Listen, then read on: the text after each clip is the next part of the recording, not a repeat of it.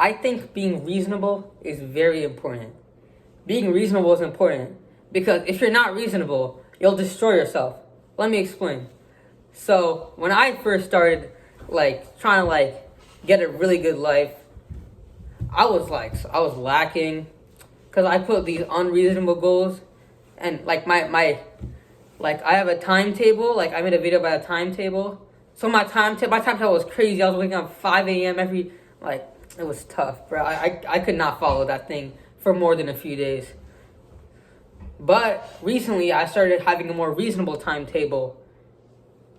It's much more reasonable. So a timetable is supposed to be your normal day except slightly more challenging.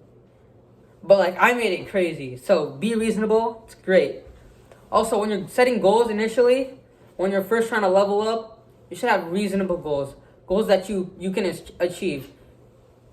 Because if you don't have a plan, you have nothing. It's important to plan, but be reasonable. It's important to have high expectations, but being reasonable is also important. High expectations, it depends.